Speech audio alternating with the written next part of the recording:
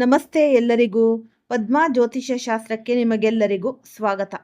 ಬನ್ನಿ, ಈ ಎಲ್ಲರ ಮನೆಯಲ್ಲೂ ಈ ಮನಿ ಪ್ಲಾಂಟ್ ಅನ್ನೋ ಗಿಡ ಇದ್ದೇ ಇರುತ್ತೆ. ಹಾಗಾಗಿ ಇದನ್ನ ಯಾವ ಮೂಲೆಯಲ್ಲಿ ಇಟ್ಟರೆ ನಮಗೆ ತುಂಬಾ ಅಭಿವೃದ್ಧಿ ಅಂತ ಇವಾಗ ನೋಡೋಣ.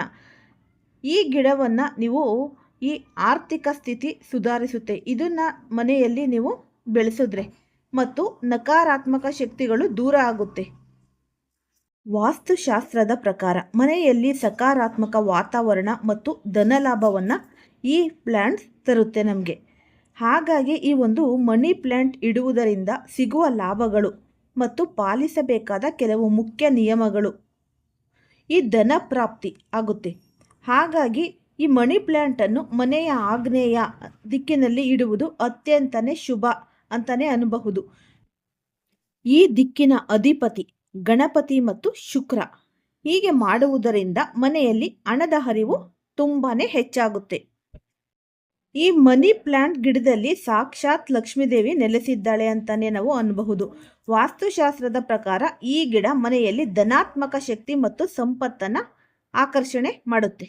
ನನ್ನ ಆತ್ಮೀಯ ಸಿಂಹ ರಾಶಿಯವರೇ, ಸಾಹಸಿ ಹಾಗೂ ಗಂಭೀರ ಮನಸ್ಥಿತಿಯ ಬಂಧುಗಳೇ, ಇಂದು ನಾವು ನಿಮ್ಮ ಜೀವನದ ಅತ್ಯಂತ ರಹಸ್ಯಮಯ ಮತ್ತು ಮಹತ್ವದ ಕಾಲಘಟ್ಟದ ಬಗ್ಗೆ ಮಾತನಾಡುತ್ತಿದ್ದೇವೆ.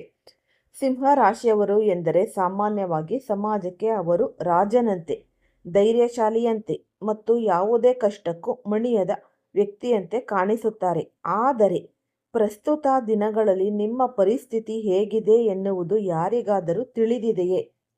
ಈ ಪ್ರಸ್ತುತ ಜೂನ್ ತಿಂಗಳ ಈ ಒಂದು ದಿನಗಳಲ್ಲಿ ನೀವು ಅತ್ಯಂತ ವಿಚಿತ್ರವಾದ ಹಾಗೂ ಸಂಕೀರ್ಣವಾದ ಆಂತರಿಕ ಹೋರಾಟವನ್ನು ಎದುರಿಸುತ್ತಿದ್ದೀರಿ. ಹೊರ ಜಗತ್ತಿಗೆ ನಿಮ್ಮ ಮುಖದ ಮೇಲೆ ಒಂದು ಸುಂದರವಾದ ಗಂಭೀರವಾದ ನಗು ಕಾಣಿಸುತ್ತಿರಬಹುದು.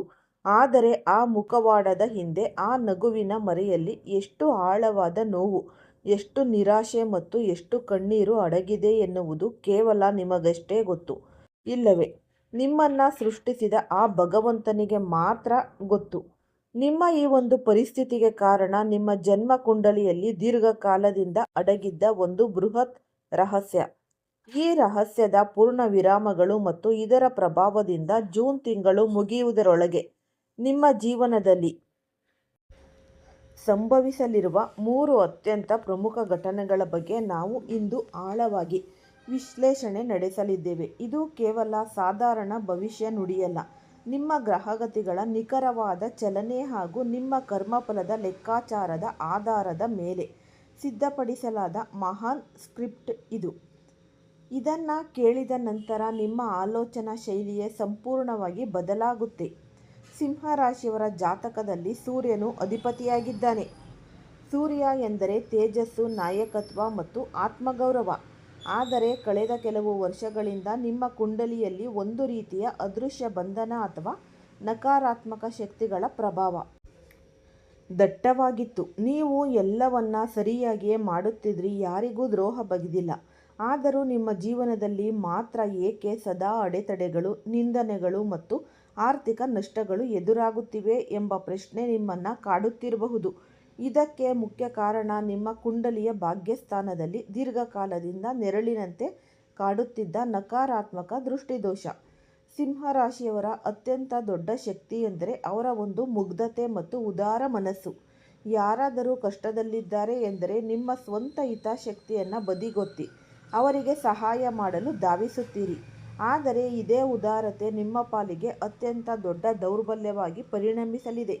ಸಮಾಜದಲ್ಲಿರುವ ಕೆಲವು ಸ್ವಾರ್ಥಿ ಜನರು ನಿಮ್ಮ ಈ ಒಂದು ನೇರ ನಡೆ ಹಾಗೂ ಪ್ರಾಮಾಣಿಕತೆಯನ್ನು ತಮ್ಮ ಸ್ವಂತ ಲಾಭಕ್ಕಾಗಿ ಬಳಸಿಕೊಳ್ತಾ ಬಂದಿದ್ದಾರೆ. ನಿಮ್ಮ ಬೆನ್ನಿಗೆ ಚೂರಿ ಹಾಕುವ ಕೆಲಸವನ್ನು ನಿಮ್ಮ ಅತ್ಯಂತ ಆಪ್ತ ವಲಯದಲ್ಲೇ ಇರುವ ಕೆಲವು ವ್ಯಕ್ತಿಗಳು ಮಾಡಿದ್ದಾರೆ.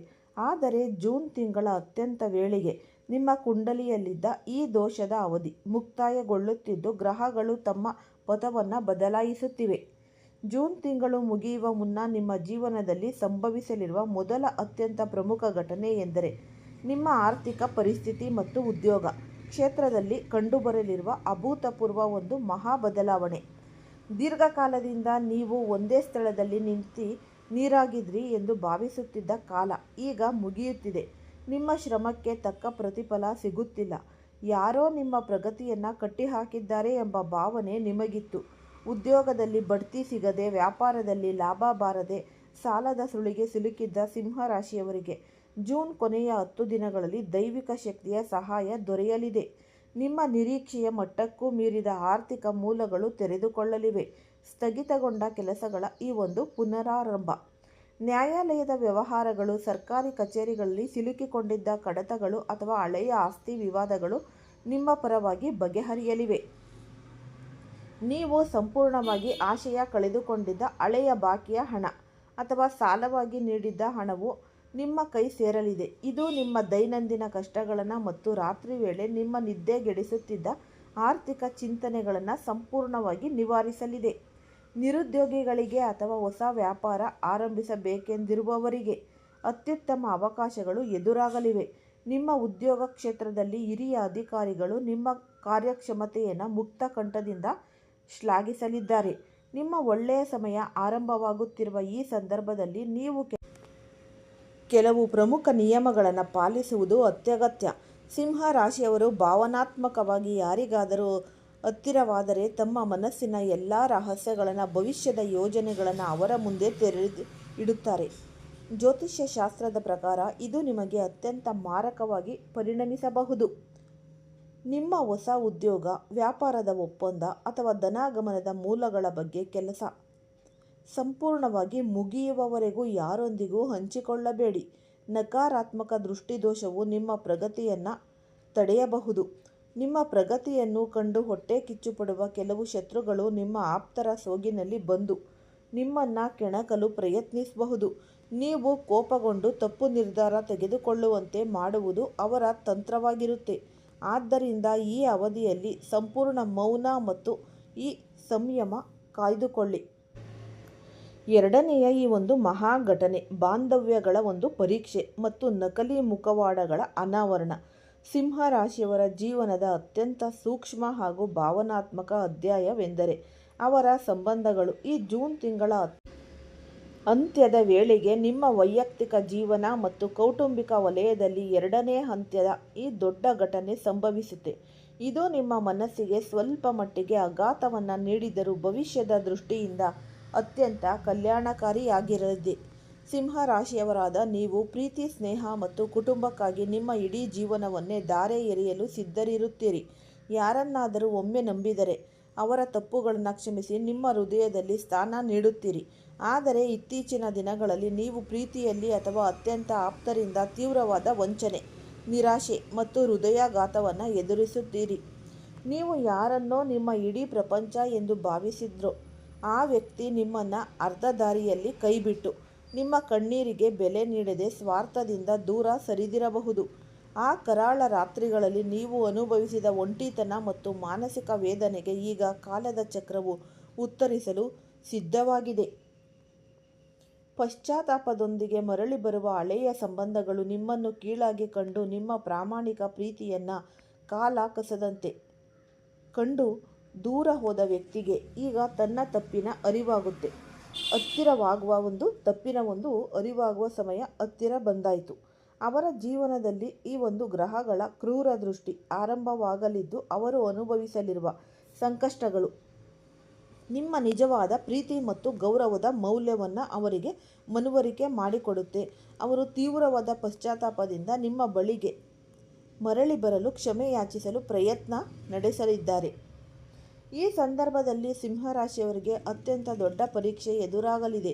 ನಿಮ್ಮ ಮೃದು ಸ್ವಭಾವದಿಂದಾಗಿ ನೀವು ಮತ್ತೆ ಅವರನ್ನು ಕ್ಷಮಿಸಿ ಜೀವನಕ್ಕೆ ಬರಮಾಡಿಕೊಳ್ತೀರೋ ಅಥವಾ ಹಳೆಯ ಕಹಿ ನೆನಪುಗಳನ್ನು ಮರೆತು ನಿಮ್ಮ ಉಜ್ವಲ ಭವಿಷ್ಯದತ್ತ ಹೆಜ್ಜೆ ಇಡುತ್ತೀರೋ ಎನ್ನುವುದು ನೀವೇ ನಿರ್ಧರಿಸಬೇಕು.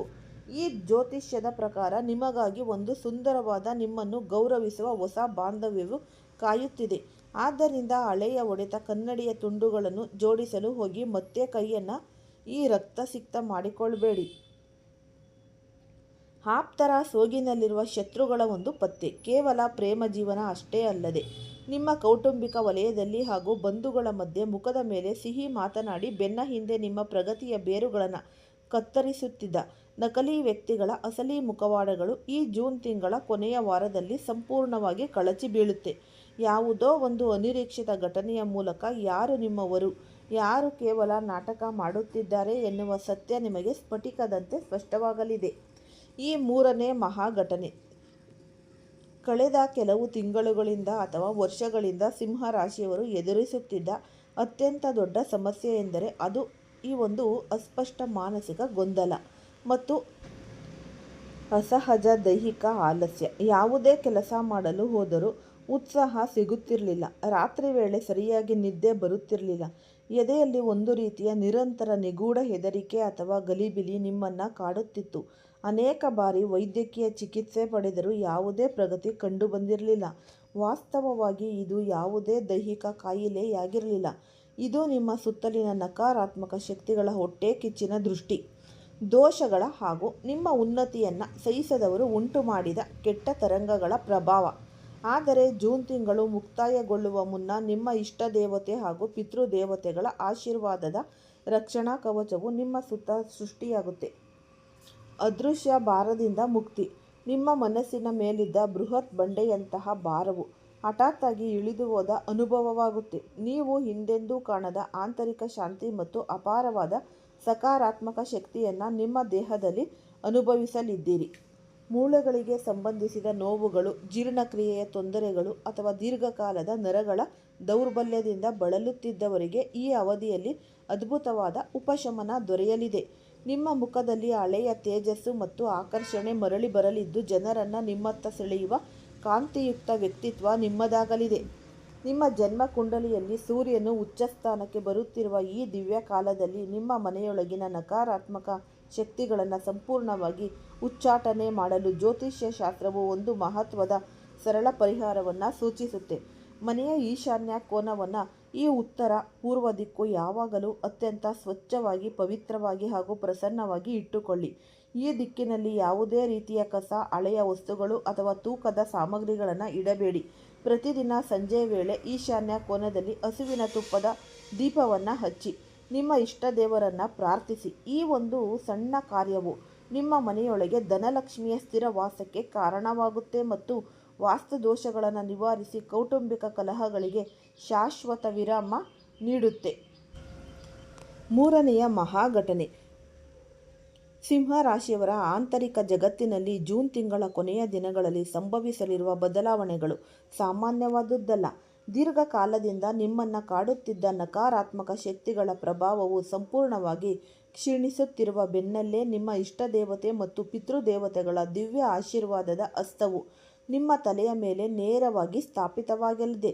ಇಷ್ಟು ದಿನಗಳ ಕಾಲ ನೀವು ದೇವರ ಮುಂದೆ ನಿಂತು ನನಗೆ ಯಾಕೆ ಇಷ್ಟೊಂದು ಕಷ್ಟಗಳನ್ನು ನೀಡುತ್ತಿದ್ದೀಯೇ, ನಾನು ಮಾಡಿದ ತಪ್ಪಾದರೂ ಏನು ಎಂದು ಕಣ್ಣೀರು ಹಾಕುತ್ತಾ ದೂರುತ್ತಿದ್ದ ಪ್ರಶ್ನೆಗಳಿಗೆ ಈಗ ಬ್ರಹ್ಮಾಂಡವು ಪ್ರತ್ಯಕ್ಷವಾಗಿ ಉತ್ತರಿಸಲಿದೆ. ವಾಸ್ತವದಲ್ಲಿ ಭಗವಂತನು ನಿಮಗೆ ನೀಡಿದ ಕಷ್ಟಗಳು ನಿಮ್ಮನ್ನು ನಾಶ ಮಾಡಲು ಬಂದವುಗಳಲ್ಲ, ಬದಲಿಗೆ ಭವಿಷ್ಯದಲ್ಲಿ ಎದುರಾಗಲಿರುವ ಒಂದು ಬೃಹತ್ ಆಘಾತ ಅಥವಾ ವಿನಾಶದಿಂದ ನಿಮ್ಮನ್ನು ಮುಂಚಿತವಾಗಿಯೇ ರಕ್ಷಿಸಲು ಮತ್ತು ನಿಮ್ಮನ್ನು ಒಳಗಿನಿಂದ ವಜ್ರದಂತೆ ಸದೃಢಗೊಳಿಸಲು ಪ್ರಕೃತಿಯು ಹೂಡಿದ ದಿವ್ಯ ತಂತ್ರವಾಗಿತ್ತು. ಈ ಸಣ್ಣ ಸಣ್ಣ ನೋವುಗಳು ನಿಮ್ಮಲ್ಲಿ ಎಂತಹ ಅದ್ಭುತವಾದ ಸಹಿಷ್ಣುತೆ ಮತ್ತು ಆಂತರಿಕ ಶಕ್ತಿಯನ್ನು ಜಾಗೃತಗೊಳಿಸಲಿದೆ ಎಂದರೆ ಇನ್ನು ಮುಂದೆ ಜಗತ್ತಿನ ಯಾವುದೇ ಕ್ರೂರ ಶಕ್ತಿಯು ನಿಮ್ಮನ್ನು ಸೋಲಿಸಲು ಸಾಧ್ಯವಿಲ್ಲ. ಈ ದಿವ್ಯ ಕನಸುಗಳು ಮತ್ತು ಬ್ರಹ್ಮಾಂಡದ ಒಂದು ಸಂಕೇತಗಳು. ಜೂನ್ ತಿಂಗಳ ಕೊನೆಯ 10 ದಿನಗಳಲ್ಲಿ ನಿಮಗೆ ರಾತ್ರಿಯ ವೇಳೆ ಕೆಲವು ಅಸಾಧಾರಣವಾದ ಕನಸುಗಳು ಬೀಳುತ್ತಿವೆ. ಕನಸಿನಲ್ಲಿ ನೀವು ಯಾವುದೋ ದಿವ್ಯವಾದ ಪುರಾತನ ದೇವಸ್ಥಾನವನ್ನು ನೋಡುವುದು, ಅತ್ಯಂತ ಸ್ವಚ್ಛವಾದ ಹಾಗೂ ಪ್ರಶಾಂತವಾದ ಹರಿಯುವ ನೀರನ್ನು ಕಾಣುವುದು, ಅಥವಾ ನೀವೇ ಯಾವುದೋ ಒಂದು ಉನ್ನತ ಪರ್ವತದ ಶಿಖರದ ಮೇಲೆ ನಿಂತು ಸೂರ್ಯನನ್ನು ವೀಕ್ಷಿಸುತ್ತಿರುವಂತೆ ದೃಶ್ಯಗಳು ಗೋಚರಿಸವಾಗಲಿದೆ. ಜ್ಯೋತಿಷ್ಯ ಶಾಸ್ತ್ರದ ಪ್ರಕಾರ ಇವು ಸಾಮಾನ್ಯ ಕನಸುಗಳಲ್ಲ, ಬ್ರಹ್ಮಾಂಡವು ನಿಮ್ಮ ಆಂತರಿಕ ಚೇತನಕ್ಕೆ ನೀಡುತ್ತಿರುವ ದಿವ್ಯ ಸಂಕೇತಗಳಾಗಿವೆ. ನಿಮ್ಮ ಸುಕಾಲವು ಆರಂಭವಾಗಿದೆ ಮತ್ತು ನಿಮ್ಮ ಜೀವನದ ನಿಜವಾದ ಉದ್ದೇಶವನ್ನು ಕಂಡುಕೊಳ್ಳುವ ಸಮಯ ಹತ್ತಿರ ಬಂದಿದೆ ಎಂಬುದನ್ನು ಈ ಕನಸುಗಳು ಕೂಗಿ ಕೂಗಿ ಹೇಳುತ್ತಿವೆ. ಈ ಅವಧಿಯಲ್ಲಿ ಸಿಂಹರಾಶಿಯವರ ಅಂತಃಪ್ರಜ್ಞೆ ಅಥವಾ ಒಳಗಿನ ಧ್ವನಿಯು ಅತ್ಯಂತ ತೀಕ್ಷ್ಣವಾಗಿ ಕೆಲಸ ಮಾಡಲಿದೆ. ನಿಮ್ಮ ಮುಂದೆ ನಿಂತು ಯಾರಾದರೂ ಸುಳ್ಳು ಹೇಳುತ್ತಿದ್ದರೆ, ನಿಮ್ಮನ್ನು ವಂಚಿಸಲು ಹೊಂಚು ಹಾಕುತ್ತಿದ್ದರೆ ಅಥವಾ ಮುಖದ ಮೇಲೆ ಪ್ರೀತಿ ತೋರಿಸಿ ಒಳಗಡೆ ದ್ವೇಷ ಸಾಧಿಸುತ್ತಿದ್ದರೆ ಅದನ್ನು ನಿಮ್ಮ ಮನಸ್ಸು ಯಾವುದೇ ಪುರಾವೆಗಳಿಲ್ಲದೆಯೇ ಮುಂಚಿತವಾಗಿಯೇ ಪತ್ತೆ ಹಚ್ಚುತ್ತೆ. ಯಾವುದೇ ಹೊಸ ನಿರ್ಧಾರ ತೆಗೆದುಕೊಳ್ಳುವಾಗ ಅಥವಾ ಯಾರನ್ನಾದರೂ ನಂಬುವಾಗ ನಿಮ್ಮ ಮನಸ್ಸಿನಲ್ಲಿ ಸಣ್ಣದೊಂದು ಅನುಮಾನ ಮೂಡಿದರೂ ತಕ್ಷಣವೇ ಹಿಂದೆ ಸರಿಯಿರಿ. ನಿಮ್ಮ ಇಷ್ಟ ದೇವರನ್ನು ಸ್ಮರಿಸಿ ತೆಗೆದುಕೊಳ್ಳುವ ನಿರ್ಧಾರಗಳು ನಿಮಗೆ ಎಂದಿಗೂ ವಿಜಯವನ್ನೇ ತಂದುಕೊಡಲಿದೆ. ಸಿಂಹ ಎಂದರೆ ಕಾಡಿನ ರಾಜ. ರಾಜನಾಗಿ ಜನಿಸಿದವನು ಸದಾಕಾಲ ಕಾಡಿನಲ್ಲಿ ವನವಾಸ ಅನುಭವಿಸಲು ಸಾಧ್ಯವಿಲ್ಲ. ಕಳೆದ ಕೆಲವು ವರ್ಷಗಳಲ್ಲಿ ನೀವು ರಾಜನಾಗಿದ್ದರೂ ಸಹ ಒಬ್ಬ ಅತ್ಯಂತ ಸಾಮಾನ್ಯ ದರಿದ್ರ ಮಾನಸಿಕ ಸ್ಥಿತಿಗಿಂತಲೂ ಹೆಚ್ಚಿನ ದುಃಖ ಮತ್ತು ಅಪಮಾನಗಳನ್ನು ಸಹಿಸಿಕೊಂಡು ಬಂದಿದ್ದೀರಿ. ಪ್ರೀತಿ ಪಾತ್ರರಿಂದ ತಿರಸ್ಕಾರ, ಸಮಾಜದಲ್ಲಿ ಅಪವಾದಗಳು ಹಾಗೂ ಆಪ್ತ ವಲಯದಲ್ಲೇ ನಿರಂತರ ಅವಹೇಳನಗಳನ್ನು ಎದುರಿಸಿ ದಿಕ್ಕಿಲ್ಲದವರಂತೆ ಅಲೆದಾಡಿದ ದಿನಗಳು ನಿಮ್ಮದಾಗಿದ್ದವು. ಆದರೆ ಈಗ ನಿಮ್ಮ ಜಾತಕದಲ್ಲಿ ನಿಮ್ಮ ವನವಾಸದ ಅವಧಿಯು ಸಂಪೂರ್ಣವಾಗಿ ಮುಕ್ತಾಯಗೊಂಡಿದೆ. ನಿಮ್ಮ ಕಳೆದುಹೋದ ರಾಜವೈಭವದ ಮತ್ತು ಸಿಂಹಾಸನವು ನಿಮಗಾಗಿ ಕಾಯುತ್ತಿದೆ. ನಿಮ್ಮ ಆಲೋಚನಾ ಶೈಲಿಯನ್ನು ತಕ್ಷಣವೇ ಬದಲಾಯಿಸಿಕೊಳ್ಳಿ. ನಿಮ್ಮನ್ನು ನೀವು ಎಂದಿಗೂ ದುರ್ಬಲರು ಅಥವಾ ಅಸಹಾಯಕರು ಎಂದು ಭಾವಿಸಬೇಡಿ. ನೀವು ಎಂತಹ ಅದ್ಭುತ ಹಸ್ತಗುಣ ಹೊಂದಿದ್ದೀರಿ ಎಂದರೆ ನೀವು ಮಣ್ಣನ್ನು ಮುಟ್ಟಿದರೂ ಅದು ಚಿನ್ನವಾಗುವಂತಹ ಶುಭ ಯೋಗವು ನಿಮ್ಮ ಭಾಗ್ಯಸ್ಥಾನದಲ್ಲಿ ನಿರ್ಮಾಣವಾಗುತ್ತಿದೆ. ಜೂನ್ ಕೊನೆಯ ಭಾಗದಲ್ಲಿ ಸಮಾಜದಲ್ಲಿ ನಿಮ್ಮ ಸ್ಥಾನಮಾನ ಮತ್ತು ಗೌರವವು ವೃದ್ಧಿಯಾಗಲಿದೆ.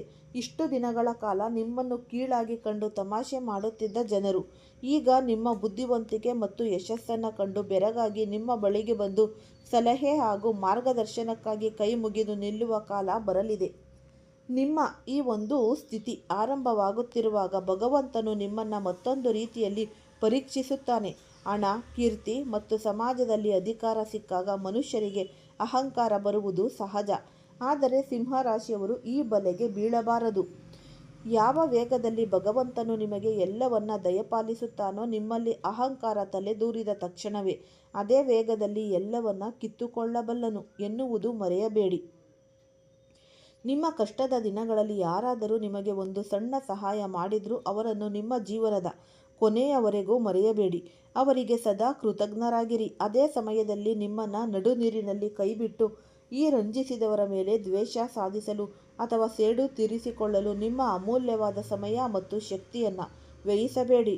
ನಿಮ್ಮ ಯಶಸ್ಸೇ ಅವರಿಗೆ ನೀವು ನೀಡುವ ಅತ್ಯಂತ ದೊಡ್ಡ ಮತ್ತು ಕಟುವಾದ ಉತ್ತರವಾಗಿರಬೇಕು. ಅವರಿಂದ ಕೇವಲ ಗೌರವಾನ್ವಿತ ಅಂತರ ಕಾಯ್ದುಕೊಳ್ಳಿ, ಅಷ್ಟೇ ಸಾಕು. ಹಳೆಯ ಸಂಬಂಧಗಳ ಕಹಿ ನೆನಪುಗಳು ಮತ್ತು ಮೋಸದ ಜಾಲದಿಂದ ಹೊರಬಂದ ನಂತರ ಸಿಂಹರಾಶಿಯವರ ಜೀವನದಲ್ಲಿ ಒಂದು ದಿವ್ಯ ಪ್ರಕಾಶದಂತಹ ಹೊಸ ಅಧ್ಯಾಯ ಆರಂಭವಾಗಲಿದೆ. ಜೂನ್ ತಿಂಗಳ ಕೊನೆಯ ದಿನಗಳಲ್ಲಿ ನಿಮ್ಮ ಗ್ರಹಗತಿಗಳ ಬದಲಾವಣೆಯು ನಿಮ್ಮ ವೈಯಕ್ತಿಕ ಜೀವನದಲ್ಲಿ ಕ್ರಾಂತಿಕಾರಕ ಬದಲಾವಣೆಯನ್ನು ತರಲಿದೆ. ಬ್ರಹ್ಮಾಂಡವು ನಿಮಗಾಗಿ ಕೇವಲ ಒಬ್ಬ ಸಾಮಾನ್ಯ ಸಂಗಾತಿಯನ್ನಲ್ಲ, ಬದಲಿಗೆ ನಿಮ್ಮ ಆತ್ಮವನ್ನು ಅರ್ಥ ಮಾಡಿಕೊಳ್ಳುವ ದಿವ್ಯ ಸಾರಥಿಯನ್ನು ಸಿದ್ಧಪಡಿಸಿದೆ. ಇಷ್ಟು ದಿನಗಳ ಕಾಲ ನೀವು ಅನುಭವಿಸಿದ ಪ್ರತಿಯೊಂದು ಕಣ್ಣೀರಿನ ಹನಿಗೂ, ಪ್ರತಿಯೊಂದು ಅಪಮಾನಕ್ಕೂ ಪ್ರಕೃತಿಯು ಈಗ ನ್ಯಾಯ ಒದಗಿಸಲಿದೆ. ನಿಮ್ಮ ಕುಟುಂಬ ನಿಮ್ಮ ಮುಂಬರುವ ಹೊಸ ಸಂಗಾತಿಯು ನಿಮ್ಮ ಒಂದು ಬಾಹ್ಯ ಸೌಂದರ್ಯ ಅಥವಾ ಆರ್ಥಿಕ ಪರಿಸ್ಥಿತಿಯನ್ನು ನೋಡಿ ಬರುವವರಲ್ಲ, ಬದಲಿಗೆ ನಿಮ್ಮ ಆಳವಾದ ಮುಗ್ಧತೆ, ನಿಮ್ಮ ಪ್ರಾಮಾಣಿಕ ನಡೆ ಮತ್ತು ನಿಮ್ಮ ವಿಶಾಲವಾದ ಹೃದಯವನ್ನು ಆರಾಧಿಸುವ ವ್ಯಕ್ತಿಯಾಗಿರುತ್ತಾರೆ. ನಿಮ್ಮ ಹಳೆಯ ಗಾಯಗಳಿಗೆ ಅವರು ಪ್ರೀತಿಯ ಮುಲಾಮು ಹಚ್ಚಲಿದ್ದಾರೆ. ನೀವು ಯಶಸ್ಸಿನ ಶಿಖರವನ್ನು ಏರುತ್ತಿರುವಾಗ ಅವರು ನಿಮ್ಮ ಯಶಸ್ಸನ್ನು ಕಂಡು ಹೊಟ್ಟೆ ಕಿಚ್ಚು ಪಡುವುದಿಲ್ಲ, ಬದಲಿಗೆ ನಿಮ್ಮ ಬೆನ್ನಿಗೆ ಭದ್ರವಾದ ಕೋಟೆಯಂತೆ ನಿಂತು ನಿಮ್ಮನ್ನು ಮತ್ತಷ್ಟು ಎತ್ತರಕ್ಕೆ ಕೊಂಡೊಯ್ಯಲು ಶ್ರಮಿಸುತ್ತಾರೆ. ಈ ಹೊಸ ಬಾಂಧವ್ಯವು ನಿಮ್ಮ ಜೀವನದಲ್ಲಿ ಸ್ಥಿರತೆ, ಶಾಂತಿ ಮತ್ತು ನಿಜವಾದ ಪ್ರೀತಿಯ ಅರ್ಥವನ್ನು ಮರಳಿ ತರಲಿದೆ. ನೀವು ಮಾಡಬೇಕಾಗಿರುವುದು ಇಷ್ಟೇ: ಹಳೆಯ ಮುರಿದುಹೋದ ನೆನಪುಗಳ ಸೂತಕದಿಂದ ಹೊರಬಂದು ಮುಕ್ತ ಮನಸ್ಸಿನಿಂದ ಈ ಹೊಸ ದಿವ್ಯ ಬದಲಾವಣೆಯನ್ನು ಸ್ವಾಗತಿಸಲು ಸಿದ್ಧರಾಗಿ. ಜ್ಯೋತಿಷ್ಯ ಶಾಸ್ತ್ರದ ಅತ್ಯಂತ ನಿಗೂಢ ಹಾಗೂ ಶಕ್ತಿಶಾಲಿ ಗ್ರಹಗಳಾದ ರಾಹು ಮತ್ತು ಕೇತುಗಳು ಕಳೆದ ಕೆಲವು ತಿಂಗಳುಗಳಿಂದ ನಿಮ್ಮ ರಾಶಿಯ ಮೇಲೆ ತೀವ್ರವಾದ ನಕಾರಾತ್ಮಕ ಪ್ರಭಾವವನ್ನು ಬೀರುತ್ತಿದ್ದವು. ಇದರಿಂದಾಗಿ ನೀವು ಏನೇ ಕೆಲಸ ಮಾಡಿದರೂ ಅದು ಕೊನೆಯ ಕ್ಷಣದಲ್ಲಿ ಕೈತಪ್ಪಿ ಹೋಗುತ್ತಿತ್ತು, ಕೈಗೆ ಬಂದ ತುತ್ತು ಬಾಯಿಗೆ ಬರದಂತಾಗುತ್ತಿತ್ತು. ಆದರೆ ಜೂನ್ ತಿಂಗಳ ಕೊನೆಯ 10 ದಿನಗಳಲ್ಲಿ ಈ ನೆರಳು ಗ್ರಹಗಳು ನಿಮ್ಮ ಪಥವನ್ನು ಬದಲಾಯಿಸುತ್ತಾ ಇವೆ. ನಿಮ್ಮ ದಾರಿಯಲ್ಲಿದ್ದ ಅದೃಶ್ಯ ಮುಳ್ಳುಗಳು ಮತ್ತು ಶತ್ರುಗಳು ಹೂಡಿದ್ದ ಕುತಂತ್ರದ ಜಾಲಗಳು ಈಗ ಸಂಪೂರ್ಣವಾಗಿ ಭಸ್ಮವಾಗಲಿವೆ. ನಿಮ್ಮ ಕಾರ್ಯಕ್ಷೇತ್ರದಲ್ಲಿ ಇಷ್ಟು ದಿನ ಎದುರಾಗುತ್ತಿದ್ದ ನಿಗೂಢ ಅಡೆತಡೆಗಳು ಮಾಯವಾಗಿ ಈ ಮಕಾಮಲ್ ಆಸಿನಂತಹ ಸುಲಭ ಮಾರ್ಗವು ನಿಮ್ಮದಾಗಲಿದೆ. ನಿಮ್ಮ ರಾಶ್ಯಾಧಿಪತಿಯಾದ ಸೂರ್ಯದೇವನು ಜೂನ್ ಕೊನೆಯ ವಾರದಲ್ಲಿ ಅತ್ಯಂತ ಬಲಿಷ್ಠ ಹಾಗೂ ಉಚ್ಚ ಸ್ಥಾನವನ್ನು ಅಲಂಕರಿಸಲಿದ್ದಾನೆ. ಸೂರ್ಯನ ಈ ದಿವ್ಯ ಪ್ರತಾಪದಿಂದಾಗಿ ನಿಮ್ಮ ಸಮಾಜದಲ್ಲಿನ ವರ್ಚಸ್ಸು ಮತ್ತು ಆಕರ್ಷಣೆ ಇಮ್ಮಡಿಯಾಗಲಿದೆ. ನಿಮ್ಮ ಮುಖದಲ್ಲಿ ಒಂದು ವಿಶಿಷ್ಟವಾದ ತೇಜಸ್ಸು ಕಾಣಿಸಿಕೊಳ್ಳಲಿದ್ದು, ನಿಮ್ಮ ಶತ್ರುಗಳು ನಿಮ್ಮ ಕಣ್ಣುಗಳನ್ನು ನೇರವಾಗಿ ನೋಡಿ ಮಾತನಾಡುವ ಧೈರ್ಯವನ್ನು ಕಳೆದುಕೊಳ್ಳಲಿದ್ದಾರೆ. ನಿಮ್ಮ ಮಾತುಗಳು ಈಗ ಸಮಾಜದಲ್ಲಿ ಈ ಶಾಸನದಂತೆ ಕೆಲಸ ಮಾಡಲಿದೆ. ಈ ಮನಿ ಪ್ಲ್ಯಾಂಟ್ಸ್ ಗಿಡ ಆರ್ಥಿಕ ಲಾಭಕ್ಕೆ ಪರಿಹಾರ ಕೂಡ ನಮಗೆ ಸಿಗುತ್ತೆ. ಈ ಗಿಡದ ಮಣ್ಣಿನಲ್ಲಿ ಸ್ವಲ್ಪ ಅರಿಶಿಣ ಅಥವಾ ಅಕ್ಷತೆಯನ್ನು ಬೆರೆಸುವುದರಿಂದ ಕೈ ತುಂಬ ಹಣ ಸಿಗುತ್ತೆ ಮತ್ತು ಮನೆಯಲ್ಲಿ ಲಕ್ಷ್ಮಿ ಶಾಶ್ವತವಾಗಿ ನೆಲೆಸುತ್ತಾಳೆ ಎಂಬ ನಂಬಿಕೆ ಕೂಡ ಇದೆ. ಈ ಪ್ಲಾಂಟ್ಸ್ನ ಇಡೋದ್ರಿಂದ ನೆಮ್ಮದಿ ಸಿಗುತ್ತೆ, ಮನೆಯಲ್ಲಿ ಸಮೃದ್ಧಿ ಆಗುತ್ತೆ ಮತ್ತು ಮನೆಯಲ್ಲಿ ಸಕಾರಾತ್ಮಕ ಶಕ್ತಿಯನ್ನು ಹೆಚ್ಚಿಸುತ್ತೆ, ಮಾನಸಿಕ ನೆಮ್ಮದಿಯನ್ನು ನಿಮಗೆ ನೀಡ್ತಾ ಹೋಗುತ್ತೆ. ಈ ಉಪಯುಕ್ತವಾದ ಮಾಹಿತಿ ಇಷ್ಟ ಆಗಿದ್ರೆ ಲೈಕ್ ಮಾಡಿ, ಶೇರ್ ಮಾಡಿ, ಸಬ್ಸ್ಕ್ರೈಬ್ ಮಾಡಿ. ಧನ್ಯವಾದಗಳು.